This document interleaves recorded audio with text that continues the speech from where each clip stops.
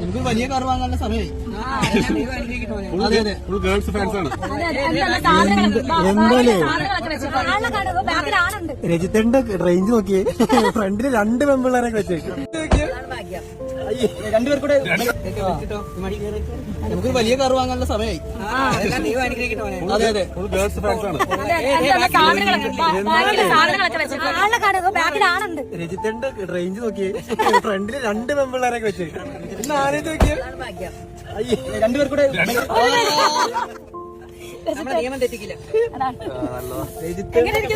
രണ്ടുപേർ കൂടെ നമ്മളെ നിയമം തെറ്റിക്കില്ല. രജിത്തേന്റെ സമയം അല്ലേ? ഇന്നലെ വരെ ഞാൻ ഒരുപാട് കഷ്ടപ്പെട്ടിട്ടാണ് ഈ ഒരു അവസ്ഥയിലെത്തിയത്. കൊല്ലം സുധിയുടെ ഭാര്യ രേണു സുധി. ഇതാണ് ഇപ്പോൾ നമുക്ക് എല്ലാവർക്കും അറിയാവുന്നതും ഇവരെ കുറിച്ച് തന്നെയാണ്. നമുക്കറിയാം, പ്രേക്ഷകർക്ക് ഏറെ സുപരിചിതനായിട്ടുള്ള ഒരു താരം തന്നെയായിരുന്നു കൊല്ലം സുധി. അദ്ദേഹത്തിന്റെ മരണശേഷമാണ് ഭാര്യ രേണു സുധി സോഷ്യൽ മീഡിയയിലൊക്കെ സജീവമാകുന്നതും.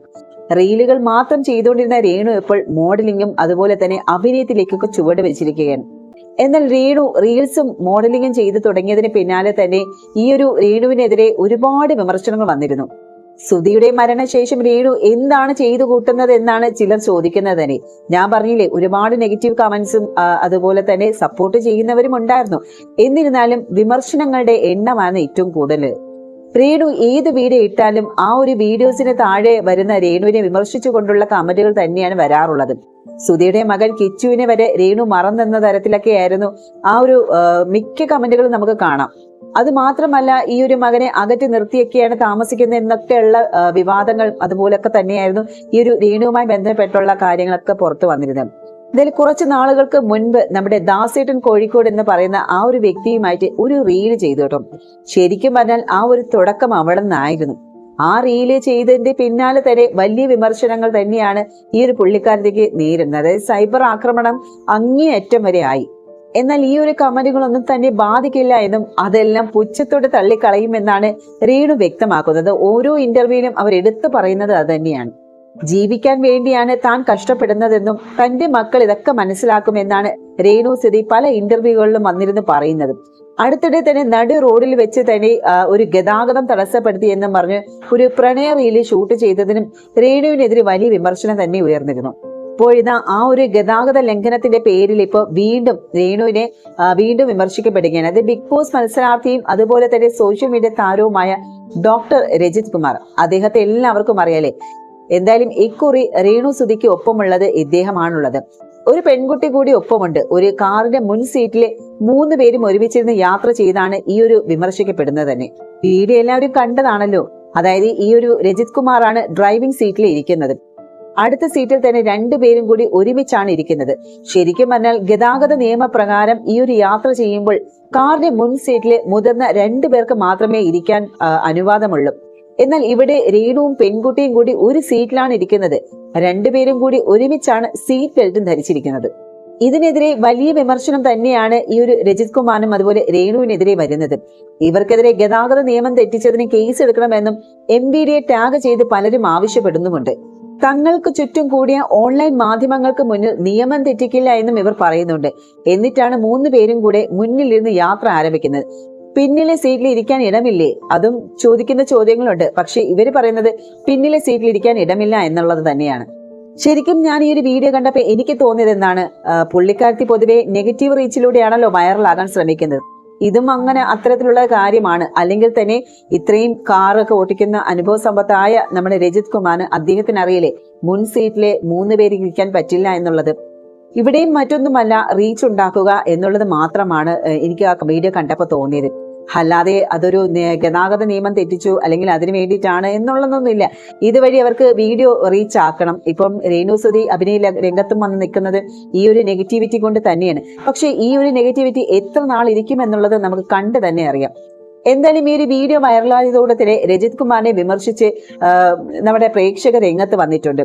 ബിഗ് ബോസ് മലയാളം സീസൺ 6 മത്സരാർത്ഥിയായിരുന്ന സായി കൃഷ്ണ ദാസേട്ടൻ കോഴിക്കോടിനൊപ്പം ഇങ്ങനെ തൊട്ടുരുമ അഭിനയിച്ചതിനും രേണുവിനെ പരിഹസിച്ച രജിത്ത് റാം വാക്കിനിടയിൽ ചെയ്തതും അത് തന്നെയാണ് സായി കൃഷ്ണ ഇവിടെ പറയുന്നത്. രേണുവിനോടൊപ്പം ആ ഒരു മീഡിയയ്ക്ക് മുന്നിൽ സംസാരിക്കുന്നതിനിടെ ഡബിൾ മീനിങ് കലർന്ന വാക്കുകൾ പറഞ്ഞതിനും സായി കൃഷ്ണ രജിത്തിനെ വിമർശിച്ചു. രജിത്തിന്റെ വാക്കും പ്രവൃത്തിയും രണ്ടാണെന്ന് സായി ഇവിടെ കുറ്റപ്പെടുത്തി. കുറച്ച് ദിവസങ്ങൾക്ക് മുൻപ് നമ്മളെല്ലാം കണ്ടതാണ് രേണു സുധിയെ രജിത് കുമാർ ഭയങ്കരമായി ഉപദേശിക്കുന്നത്. ദാസേട്ടൻ കോഴിക്കോടുമായി ചേർന്ന് ചെയ്യുന്ന വീഡിയോകളുമായി ബന്ധപ്പെട്ടായിരുന്നു അന്ന് ആ ഒരു ഉപദേശം. നീ ദാസേട്ടനുമായി ചേർന്ന് സോഷ്യൽ മീഡിയയിൽ എന്തെങ്കിലുമൊക്കെ കാട്ടിക്കൂട്ടിയാൽ അയാൾ അവസാനം തുള്ളിച്ചാടി ഇതിൽ നിന്നെല്ലാം രക്ഷപ്പെട്ടു പോകും. പെട്ടുപോകാൻ പോകുന്നത് നീ ആയിരിക്കും എന്നൊക്കെയായിരുന്നു അന്നത്തെ ഉപദേശം. എന്നാൽ കഴിഞ്ഞ ദിവസം കുറച്ച് വീഡിയോകൾ ഞാൻ കണ്ടു. നിന്നെ വിറ്റ് കാശാക്കുന്ന ആളുകൾ സോഷ്യൽ മീഡിയയിലുണ്ട് എന്നൊക്കെയുള്ള ഡയലോഗാണ് മുൻപ് രജിത് കുമാർ രേണുവിനോട് പറഞ്ഞിരുന്നത്.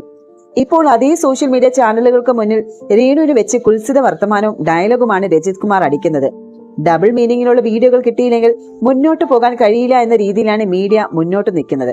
പക്ഷേ അവരെ പറഞ്ഞിട്ട് കാര്യമില്ല. ഡബിൾ മീനിങ് ഡയലോഗുകൾ രേണുവും നിലനിൽപ്പിനെ കരുതി ചിരിച്ചു തള്ളുന്നതായിട്ട് തോന്നി. നിഷ്കളങ്കമായ രീതിയുമാകാം. അതുപോലെ റാം വാക്കിനിടെ രേണുവിനെ വലിച്ചടുപ്പിച്ച് പിടിക്കുന്നുമുണ്ട് രജിത് കുമാർ.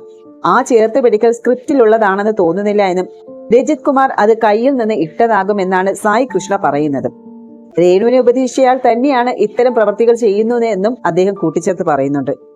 രേണു സുധി വ്യൂവർഷിപ്പ് ഉള്ള മെറ്റീരിയൽ ആണെന്ന് രജിത്തിന് മനസ്സിലായി. അത് രജിത്തിന് മാത്രമല്ല, രേണു സുധിയുമായി ചെയ്യുന്ന മോഡലിംഗ് ആയാലും അഭിനയമായാലും ആര് ചെയ്താലും ആ രേണു സുധിനെ വെച്ച് ചെയ്താൽ ഒരു ശരിക്കും നല്ല റീച്ച് കിട്ടും എന്നുള്ള കാര്യം എല്ലാവർക്കും അറിയാം. അവസരം കിട്ടിയപ്പോൾ അയാൾ അത് ഉപയോഗിക്കുകയും ചെയ്തു. പിന്നെ എന്തിനാണ് കുറച്ചു ദിവസം മുൻപ് ഇയാൾ രേണുവിനെ ഉപദേശിച്ചത്? അന്ന് അയാൾ മീഡിയയ്ക്ക് മുന്നിൽ മാസാകാൻ നോക്കി. പക്ഷെ ഒത്തില്ലെന്ന് മനസ്സിലായപ്പോൾ അയാൾ പതിയെ സ്വഭാവം മാറ്റി. രജിത് കുമാർ ആനക്കുറുക്കനാണ്. ബിഗ് ബോസിലുള്ള സമയത്ത് തന്നെ അത് മനസ്സിലായതാണ് എന്നാണ് സായി ഇവിടെ പറയുന്നത്. സ്ത്രീ എന്ന പരിഗണന പോലും കൊടുക്കാത്ത തരത്തിലുള്ളതായിരുന്നു രജിത് കുമാറിന്റെ സംസാരം. നിലവാരമില്ലാത്ത രജിത്തിന്റെ ഈ ഒരു സംസാരത്തിനെതിരെ പ്രതികരിക്കാനാകാതെ സമീപത്ത് ചിരിച്ചുകൊണ്ട രേണുവിനെതിരെയും ആളുകൾ വിമർശിക്കുന്നുണ്ട്. അഭിനയം പ്രൊഫഷനായി കൊണ്ടു നടക്കാൻ ഇഷ്ടപ്പെടുന്നയാളാണ് രജിത് കുമാർ. രേണുവിനൊപ്പം പുതിയ സിനിമയിലും രജിത്തുമുണ്ട്. ബിഗ് ബോസ് സീസൺ 2 മത്സരാർത്ഥിയായി പങ്കെടുത്തപ്പോൾ ഏറ്റവും കൂടുതൽ പ്രേക്ഷക പിന്തുണ ഈ ഒരു രജിത് കുമാറിന് തന്നെയായിരുന്നു. ബിഗ് ബോസ് മലയാളം സീസൺ 2 മത്സരാർത്ഥിയായ ശേഷമാണ് രജിത് കുമാർ കൂടുതൽ പ്രശസ്തിയിലേക്ക് വരുന്നതും. സഹ മത്സരാർത്ഥിയുടെ കണ്ണിൽ മുളക് തേച്ചതിന്റെ പേരിൽ 70 ദിവസം പിന്നിട്ടപ്പോൾ രജിത് കുമാർ ഷോയിൽ നിന്ന് പുറത്താക്കപ്പെട്ടു. സിനിമ അഭിനയവും മറ്റുമായി ഇപ്പോഴും ലൈംലൈറ്റിൽ രജിത് കുമാർ ഉണ്ട്. അടുത്തിടെ റീലുകളിൽ സജീവമായതിനു ശേഷം നിരവധി സിനിമാ അവസരങ്ങൾ തനിക്ക് ലഭിക്കുന്നുണ്ട് എന്നാണ് രേണു പറഞ്ഞിരുന്നത്. ഒറ്റയ്ക്കാണ് ഞാൻ എല്ലാം തീരുമാനിക്കുന്നത്. വേറെ ആരും തീരുമാനമെടുക്കാനില്ല. എന്റെ തീരുമാനങ്ങൾ ഞാൻ മൂത്ത മകനെ അറിയിക്കും. വർക്ക് വരുമ്പോൾ അവനോട് പറയും. അവൻ ഓക്കെ പറയും. ഞാൻ ചെയ്ത വേഷങ്ങളുടെ കഥയൊക്കെ ചോദിക്കും. അവനൊന്നും പബ്ലിക്കായി വന്ന് പറയുന്നില്ലെന്ന് മാത്രം. സുധിച്ചേട്ടന്റെ വീട്ടുകാരോടും എന്റെ വീട്ടുകാരോടും പറയാറുണ്ട്. അവർ എല്ലാത്തിനും സപ്പോർട്ടാണ്. അവർ ഒന്നിലും പ്രശ്നം ഉണ്ടാക്കേണ്ട കാര്യമില്ലല്ലോ. കാരണം ഞാൻ സമൂഹത്തിലേക്ക് ഇറങ്ങി മോഷ്ടിക്കുകയോ കൊല്ലുകയോ ഒന്നും ചെയ്യുന്നില്ലല്ലോ. അഭിനയിക്കുന്നത് ഒരു വലിയ പ്രശ്നമാണെന്ന് അവർക്കും എനിക്കും തോന്നിയിട്ടില്ല. അവന് പ്രത്യേകിച്ച് ഒരു പ്രശ്നവും അതിലില്ല. ഇളയ മകനെയും ഞാൻ റീൽ വീഡിയോ കാണിച്ചിരുന്നു. അമ്മയെ പോലെ ഉണ്ടല്ലോ എന്നാണ് അവൻ പറഞ്ഞത്. കിച്ചു ഇത് കണ്ടാൽ എന്ത് ചെയ്യും എന്നൊക്കെ കമന്റ് കണ്ടു. അവൻ എന്ത് ചെയ്യാനാണ്? അവന് ഒരു കുഴപ്പവുമില്ല. കിച്ചു എന്നും എന്നെ വിളിച്ച് സംസാരിക്കും. അവന് ഈ ലോകത്ത് ജീവനോടെ ഇരിക്കുന്ന ഒരു അമ്മയേ ഉള്ളൂ, അത് ഞാനാണ്. അവനറിയാം ഞാൻ ആരാണെന്നും എനിക്കറിയാം അവൻ ആരാണെന്ന്. ഞങ്ങൾ തമ്മിലുള്ള ബന്ധം ആർക്കും തകർക്കാനും പറ്റില്ല. ഞങ്ങൾ അമ്മയും മകനും തമ്മിലുള്ള ബന്ധം അങ്ങനെയാണ്. അതുകൊണ്ട് തന്നെ ഞങ്ങളെ പരിചയമില്ലാത്തവരിരുന്ന കമന്റ് ഞങ്ങളെ ബാധിക്കില്ല. മക്കൾ വീഡിയോ കണ്ടാൽ എന്ത് ചെയ്യാനാണ്? നല്ലതാണെന്ന് പറയും. കോൺട്രവേഴ്സി അവൻ മൈൻഡ് പോലും ചെയ്യാറില്ല എന്നാണ് രേണു പറയുന്നത്. ഇനിയൊരു വിവാഹം തനിക്ക് ഉണ്ടാവില്ല എന്നുള്ള തീരുമാനം മാറിയിട്ടില്ല എന്നും രേണു കൂട്ടിച്ചേർത്തു. ഇനിയൊരു വിവാഹം കഴിക്കില്ല എന്ന തീരുമാനത്തിൽ തന്നെയാണ് ഞാൻ. അത് ഇതുവരെ മാറ്റിയിട്ടില്ലല്ലോ. മറ്റൊരു വിവാഹം കഴിച്ചാൽ കൊല്ലം സുധി എന്ന പേര് എന്നേക്കുമായി പോകും. അദ്ദേഹം എന്നും എന്റെ മനസ്സിലുണ്ട്. അത് പോകാൻ എനിക്ക് താല്പര്യവുമില്ല. സുധിച്ചേട്ടന്റെ വൈഫ് അതാണ് ഞാൻ. എന്നിൽ നിന്ന് ഒരുപാട് ദൂരെയാകും സുധിച്ചേട്ടന്റെ പേര്. അദ്ദേഹം ഇപ്പോഴില്ല. പേരും ഓർമ്മകളും മാത്രമാണുള്ളത്. അത് കളയാൻ എനിക്ക് താല്പര്യവുമില്ല. അതുകൊണ്ട് ഞാൻ കല്യാണം കഴിക്കുന്നില്ല എന്നാണ് രേണു പറയുന്നത്.